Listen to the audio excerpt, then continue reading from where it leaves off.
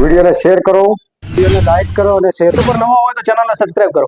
તો આ રાતનો દાડો જન્મ થયો હતો અને જે કપાળ ઉપર તિલક હતું એ ચમકતી આમ ચમકતું હતું. અમને ભાસ થયો કે આવું રાત્રિના સમયની અંદર આવું ચમકે છે. અમારા મિત્ર મંડળને બધાને વાત કરી. અમારા મિત્ર મંડળ દરેક પ્રકારનું જે નિશાની છે એ ખરેખર ચમત્કારિક નિશાની છે. એવું છે કે પરમ કૃપાળુ પરમાત્માની આ દિવ્ય શક્તિ જ કહેવાય. ગૌ માતાજી અને મા છે એ પણ વ્હાઈટ છે. આ ગૌ માતા પહેલી તો વાત આપણે કરું દેવરાજભાઈ કે બહુ મને ખુશીના સમાચાર મળ્યા. તમારો મને ફોન આવ્યો ને હું આવી ગયો. આ બહુ સારી પત્રકાર તરીકે આ વિસ્તારની અંદર કામ કરો છો. કુદરતી એવું દર્શાવે છે કે એ માતાજીનું સ્થાન છે. અને સ્વાગત છે ને હું દેવરા ઠાકોર આપનું સ્વાગત કરું છું. અને બનાસકાંઠા જિલ્લાના ભાભર તાલુકામાં આવેલ એક ગૌશાળામાં જે 2 દિવસથી એક જ વાત ચાલી રહી છે કે અહીંયા ગાયે વાછરડા ચમત્કારી બચ્ચાને જન્મ આપ્યો છે. એ વાછરડું પણ અહીંયા છે ને અત્યારે આપણી સાથે ડોક્ટર સાહેબ છે. ડોક્ટર સાહેબ, પહેલા તો વાછરડું ચમત્કારી છે એવું આપ કઈ રીતે કહો? આમ તો જનરલી જોવા જાવ તો કપાળમાં જે તિલકનો ભાગ હોય એ તિલકના ભાગ ઉપર બિલકુલ તિલક પ્રકારનું જે નિશાની છે એ ખરેખર ચમત્કારિક નિશાની છે. કારણ કે તમે જોઈ શકો છો કે આખા શરીરમાં કાળા કલર ઉપર જ્યારે એને તિલકની જગ્યાએ વ્હાઈટ તિલક છે. આ એક ખરેખર કુદરતી ચમત્કાર જ કહેવાય મારી દ્રષ્ટિએ. કઈ જગ્યાએ ગૌશાળા આવેલી છે? અમારા ગાડીલિયા લુહાર મામલતદાર ઓફિસની બાજુમાં જે અમારા વાલીભાઈ ગૌશાળા ચલાવે છે. આ જગ્યાએ અમને સમાચાર મળ્યા કે 4 દિવસ પહેલા એક ગાયે ચમત્કારિક વાછરડાને જન્મ આપ્યો છે. તો આજે અમે આ ગાડલિયા લુહાર ગૌશાળાની મુલાકાતે આવ્યા હતા અને દર્શન કરી ગૌ માતાના ધન્યતા અનુભવીએ છીએ. આપણી સાથે વિનોદભાઈ છે. વિનોદભાઈ, શું કહેશો શેઠ, આ 2 દિવસથી આકર્ષણનું કેન્દ્ર બન્યું વાછરડું? હા, ગાડલિયા લોહાર ગૌશાળાની અંદર આ બચ્ચાએ જન્મ લીધો એના સમાચાર મળતા જ આજ રોજ અમે ડૉક્ટર સાહેબ સાથે દર્શન કરવા આવ્યા છીએ. એવું કહેવાય છે કે માણસના ભાલ ઉપર જ્યાં આપણે તિલક લગાવીએ છીએ ત્યાં આત્મા વિરાજમાન હોય છે. એ જ રીતે આ માતાજીના ભાલ પર જે આ તિલક છે એ કુદરતી એવું દર્શાવે છે કે એ માતાજીનું સ્થાન છે અને એક દિવસે દિવસે આસ્થાનું કેન્દ્ર બનતું જાય છે. અને આજ રોજ અમે આ ગાય માતાના વાછરડાનું દર્શન કરી અને ખૂબ જ ધન્યતા અનુભવી રહ્યા છીએ. કેટલા દિવસનું થયું હતું? 4 દિવસનું. 4 દિવસનું. 4 દિવસમાં કેટલા લોકો મુલાકાત લીધી? 300-400 લોકો આવી. 300-400 જેવા લોકોએ મુલાકાત લીધી. હા. શું કહેશો હવે અહીંયા લોકો આસ્થાનું કેન્દ્ર અને વાછરડાને દિવ્ય બતાવી રહ્યા છે, આપ શું માનો છો? આમાં તો એવું છે કે પરમ કૃપાળુ પરમાત્માની આ દિવ્ય શક્તિ જ કહેવાય. ગૌ માતાજી અને મા છે એ પણ વ્હાઈટ છે. આ ગૌ માતા કાળા મુખે જન્મ્યા છે, બરોબર ને? મુખની ઉપર વ્હાઈટ કલરનું ચિહ્ન છે એટલે પરમાત્માનો કંઈક અંશ કહેવાય. કારણ કે સમયે સમયે જન્મ લોકો લેતા રહે છે. માણસમાં આવું હોય છે અને આ પશુ યોનિમાં હોય છે. પશુ યોનિમાં ગૌ માતાની અંદર જોયું તો એક તિલક છે ને એ તિલક કંઈક આભાસ બતાવે છે કે આભાસ એવો છે કે અમારી ગૌ માતા જે કતલખાને કપાઈ રહી છે એ કપાતી બચી જાય એવી વિનંતી કરતું મને એવું ચિહ્ન દેખાય છે. ગૌ માતાના આ એક વિશેષ માનનીય નરેન્દ્ર મોદી સાહેબને અમે વિનંતી કરીએ છીએ કે આપ તો વિશ્વ વંદનીય વડાપ્રધાન છો. આજે વિશ્વનું કલ્યાણ માટે તમારો જીવાત્મા ખૂબ કાર્ય કરી રહ્યા છે. દેશની અંદર પ્રગતિ છે. વિશ્વમાં નરેન્દ્રભાઈ મોદી સાહેબના ડંકા વાગી રહ્યા છે.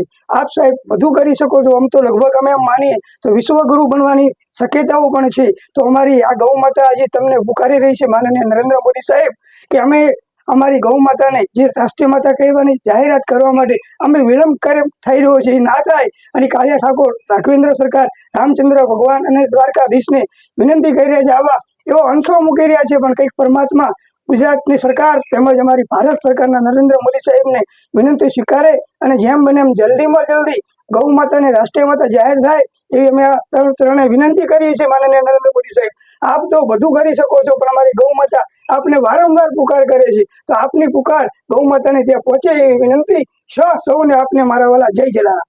ગૌશાળા ક્યારથી સ્થાપિત કરવામાં? આ ગૌશાળા લગભગ ઘણા સમયથી ચાલે છે. અહીંયા ગાડલિયા ગૌશાળા અને અહીંયા રસ્તે રખડતી ગાયો હતી, ખૂબ ફરતી હતી. પણ મારા વાલીભાઈને એક સારો એવો વિચાર આવ્યો કે મારી ગૌ માતા જે રખડે છે ના રખડે. વાલીભાઈ પણ એક અમૃતભાઈ પંચાલ છે અને પોતે વિશ્વ હિન્દુ પરિષદના ખૂબ સારા કાર્ય કરે છે. જેના હૃદયની અંદર વિશ્વ હિન્દુ પરિષદનું કાર્ય હોય, એ ગૌ માતાનું કાર્ય હોય, સેવાનું કાર્ય હોય, અને મારા જાણવા મુજબ બાબરી ધ્વજમાં પણ નરેન્દ્ર મોદી સાહેબના કાર્યની અંદર જ્યારે કામ કર્યું હતું અયોધ્યાની અંદર, ત્યાં પણ અમારા વાલીભાઈએ ત્યાં સેવાઓ આપેલી છે જે તે સમયે. અને વાલીભાઈના હૃદયમાં હિન્દુ સમ્રાટ નેતા અમે અમારા બાબરની અંદર માનીએ છીએ. આમ તો વાલીભાઈ એટલે નાના છોકરાથી ઓળખે, પણ એમનું નામ અમૃતભાઈ પંચાલ છે.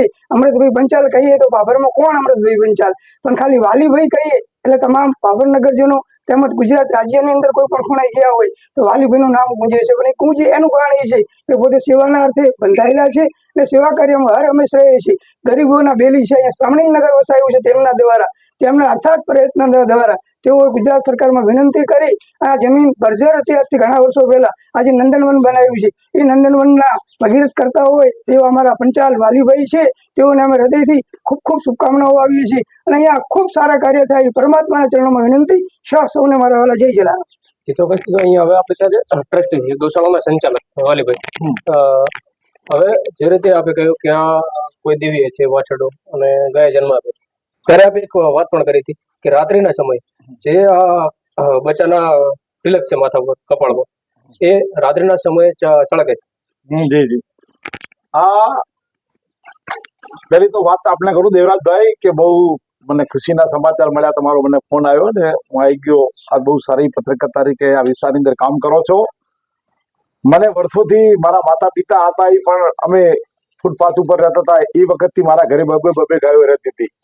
અને જયારે પછી આ અહીં કે 2009 ની અંદર મેં આ સ્વર્ણિમ નગરની કઈ રચના થઈ ત્યારથી આ વિસ્તારની અંદર એક રખડતા ઢોરા હતા અને એ રખડતા ઢોરા માટેની વ્યવસ્થા અમે અહીં કે થોડા શરૂઆત કરી હતી. અને આજે વટવૃક્ષ થઈ અને આજે અમારી નાનકડી ગૌશાળા અહીં કે અમારી 68 જેવી ગાયો છે, આખલા બધું થઈ અને સારી રીતે એનું પોષણ ચાલશે. જે રીતે તમે વાત કરી કે અમારે ત્યાં એક વાછડીનો જન્મ થયો, રાત્રિનો તેનો જન્મ થયો હતો અને જે કપાળ ઉપર તિલક હતું એ ચમકથી આમ ચમકતું હતું. અમને ભાસ થયો કે આવું રાત્રિના સમયની અંદર આવું ચમકે છે. અમારા મિત્ર મંડળને બધાને વાત કરી, અમારા મિત્ર મંડળ વાળા બધા આવી ગયા અને વાછડીને જોતામાં તો બધા લોકો એક ચમત્કારી વાછડી તરીકે આ લોકો ગામની અંદર જે લોકો આવે છે કે આવું ચિહ્ન અમે કોઈ જગ્યાએ જોયું નથી, પણ કે કપાળની અંદર જ્યાં આપણું જે ભગવાનની આરાધના જે હોય છે આપણે શાસ્ત્રમાં સનાતનની અંદર આપણે તિલક કરીએ છીએ એ જગ્યાએ આ તિલક છે. એનાથી અમને બધાને સૌને ભાષિક લાગે છે કે આ કોઈ દેવતા રૂપી હોઈ શકે. જે ડોક્ટર સાહેબ, આપણે ઘણા લોકો આમાં એવું પણ માનતા હોય કે ગૌશાળાનો પ્રચાર કરવા માટે એવું કઈ હોય. આપણે માનતા નથી પણ ઘણા લોકો એવું માનતા હોય, તો એમના માટે શું કહેવા માંગશો? જો પહેલે તો એક વાત સ્પષ્ટ કહેવા માંગુ છું કે ગૌશાળાઓ કરવી કે વૃદ્ધાશ્રમ કરવા આ સમાજ માટે કોઈ સારી નિશાની નથી. છતાંય ગૌશાળાઓ જે ચલાવે એમને ખૂબ અભિનંદન અને ધન્યવાદ આપું છું. પણ મારું વ્યક્તિગત માનવું એવું છે કે સમગ્ર હિન્દુ સમાજ જો જાગૃત બને અને જો ગૌનું પાલન કરતો થાય તો આજે આ ગૌશાળાઓ ખોલવાના દિવસો આવે નહીં. એટલે મારું આ સ્પષ્ટ મંતવ્ય છે કે ગૌશાળાઓ ચલાવવી એ કોઈ ગર્વ લેવા જેવી વાત નથી. સંચાલકોને ખૂબ ખૂબ અભિનંદન, ખૂબ ખૂબ ધન્યવાદ. કારણ કે અંતે તો આપણો જીવ છે, ગૌ માતા આપણી 33 કરોડ દેવતાઓને વાસ છે, એટલે એનું લાલન પોષણ કરે અને ગૌશાળાઓ જે ચલાવે છે એમને ખૂબ ખૂબ અભિનંદન પણ પાઠવું છું. રહી વાત પ્રચાર પ્રસારની, તો કદાચ કોઈ સારા સેવાકીય કાર્ય માટે પ્રચાર પ્રસાર થાય તો એમાં હું કહીશું એને કોઈ ખોટું માનતો નથી. કારણ કે જો એનો કોઈ પ્રચાર પ્રસાર જ તમે ના કરો, લોકો સુધી આ વાત જ તમે ના લઈ જાઓ, તો લોકો એના કારણે દાન કરવા પ્રેરાવાના નથી. એટલે સારા કાર્યનો પ્રચાર થાય એમાં મારી દ્રષ્ટિએ કશું ખોટું નથી, અચૂકતું નથી.